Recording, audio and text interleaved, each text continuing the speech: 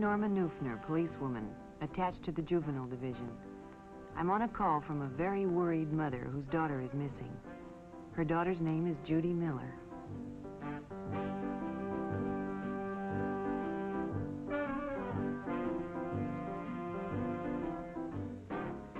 Judy enjoyed babysitting, but there weren't enough jobs among the people she knew, so she decided to advertise at the supermarket for extra work.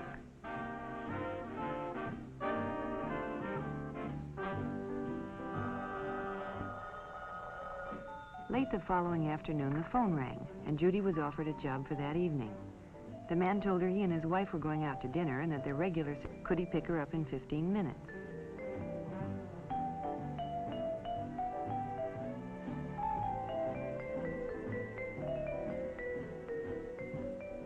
Judy's mother hadn't returned when it was time to go, so she left a message by the telephone.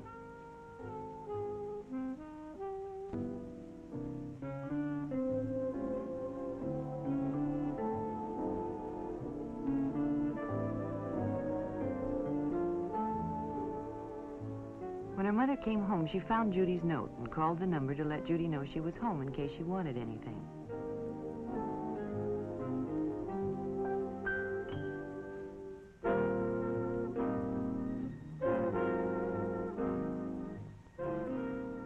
A woman answered, but she didn't know anything about Judy and told Mrs. Miller she must have the wrong number.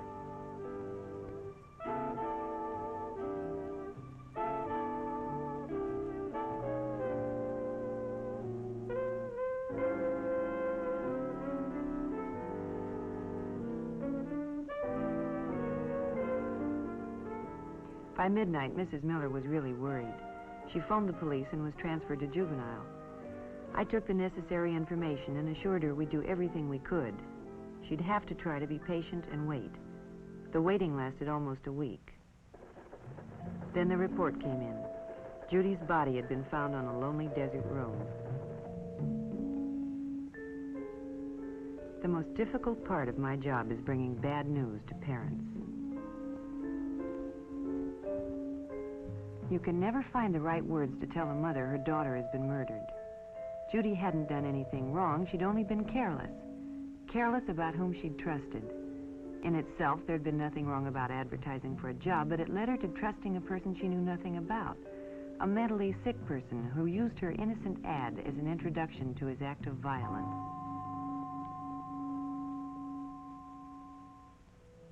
Being safe is often no more than applying good judgment in everyday life. One night while Barbara was babysitting, the doorbell rang. She didn't open the door, but called and asked who it was. A stranger said his car had broken down and could he use the phone. Barbara was very polite, but she told him she was babysitting and expecting a call from her parents. However, she was sure the next door neighbors were home and perhaps he could use their phones. The stranger thanked her and left. Now, Barbara had been polite and helpful, but she hadn't taken any chances. And when her father called, she was safe.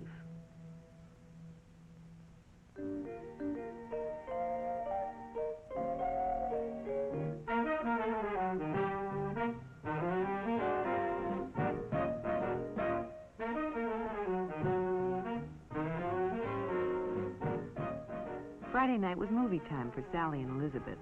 Their parents alternated weeks taking them and picking them up. Friendships are easily made in a crowded theater, and when two older boys struck up a conversation and moved next to them, they were secretly pleased.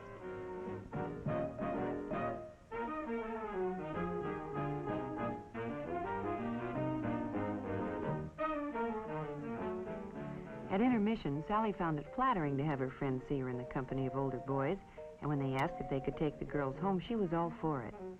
She asked Elizabeth to call her folks and tell them that they could ride with a friend's parents. Elizabeth was tempted, but decided it wouldn't be right, and Sally was disappointed.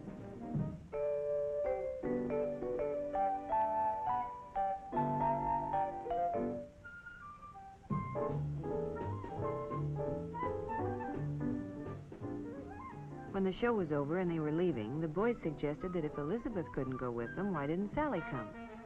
Sally thought it was a great idea and asked Elizabeth to tell her folks that her parents had picked her up.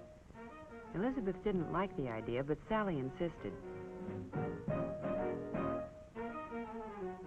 So, Elizabeth left alone.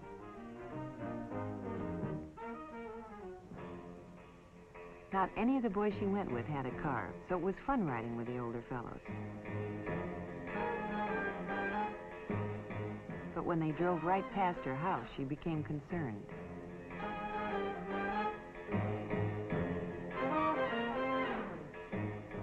When they arrived at Lookout Peak, she was frightened. She tried to convince herself there was nothing to worry about, but when they parked off the road, she knew she had gotten herself into something she couldn't handle.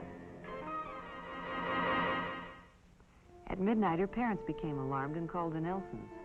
Yes, Elizabeth was home. Hadn't they picked up Sally? No, over an hour ago. Well, of course she could talk to Elizabeth. Between guilty tears, Elizabeth told what had happened. Sally had been found, dazedly walking down the road from Lookout Peak. It was a night they'll long remember. In fact, Sally may never be able to forget it.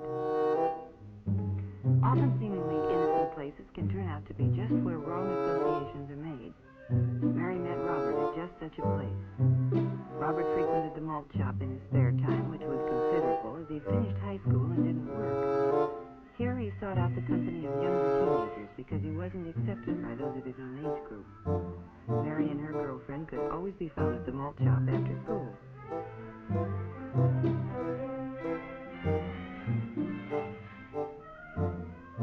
Mary had seen Robert before and thought he was very good looking, so she was naturally flattered when he singled her out and struck up a friendly conversation. He was fun to talk to, and they discussed everything from cars to movie stars. When he offered her a ride home, she was only too happy to accept.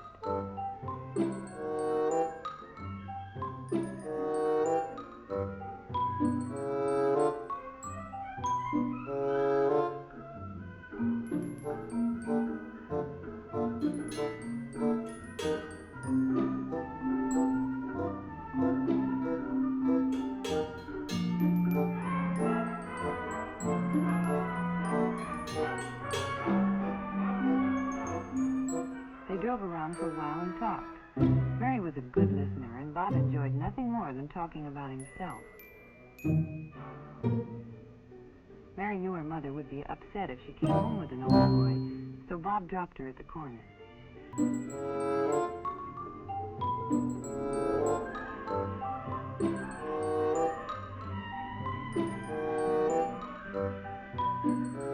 After that, they saw a good deal of each other. At first, Bob was willing to see her at the malt shop, but as time went on, he became jealous of her friends and insisted on their spending more time alone.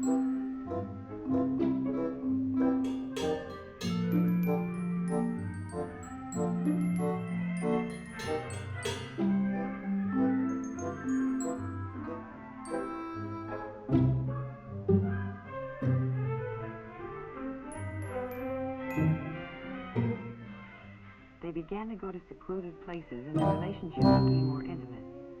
Mary knew things were getting out of hand because Bob became more and more demanding, but not wishing to lose his friendship or the prestige she enjoyed from her friends for having an older boyfriend, she complied with his desire.